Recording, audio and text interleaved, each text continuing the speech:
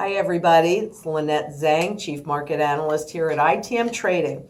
And today I'm going to take you just a teeny bit down memory lane to show you about China's most current capital controls, which of course they say they are not. So I'm just going to really briefly, and I'll bring this closer, take you down to August. And can you see here on this bar graph all of the outflows? There you go. All of the outflows from in the Chinese cash sector and their money system. That's because a lot of those outflows funded by the government and state banks, or I should say the Central Bank of China and the state banks, are going to overseas investments.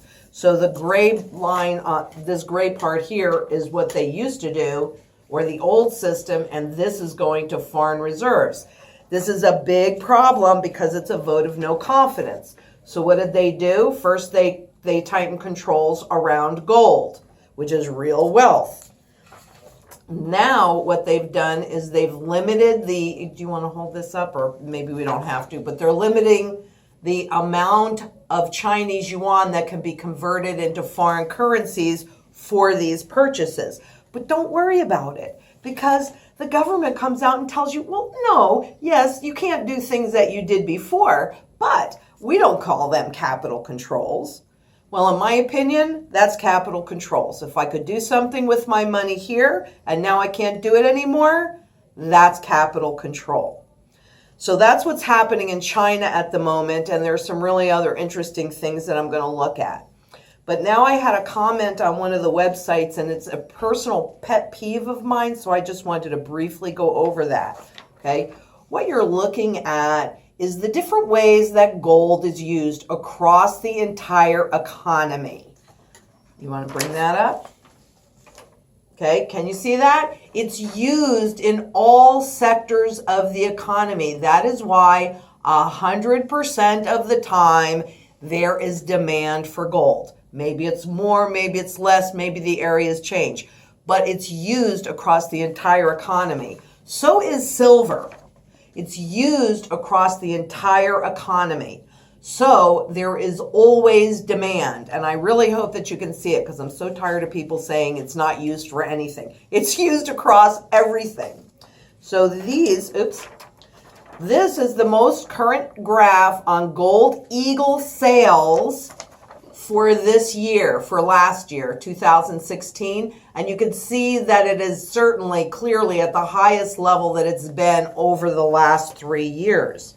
In fact, here are the mint sales. It looked at it a different way with the spot price. So we know central banks are buying gold. You see how many uses it has. Demand for the physical is increasing, while Wall Street's spot market is declining. Does that make sense to you? Of course it does not. But the paper gold market that does not have to ever be in the physical gold market, you have on the COMEX exchange 532 owners for each available ounce of gold for delivery. You better not be number 2. Now, things are definitely heating up. We're doing a webinar next week on the crisis, the bail-in, and the SDR. In my opinion, it's an extremely important webinar. We're going to be talking about the power shift that happened at the IMF on December 31st at midnight. There's a new trigger date coming up April 1st, where we'll have a meeting with the World Bank and the IMF. Could they announce a shift in the monetary standard then? I don't know. I'm going to look into that more and I'll let you know.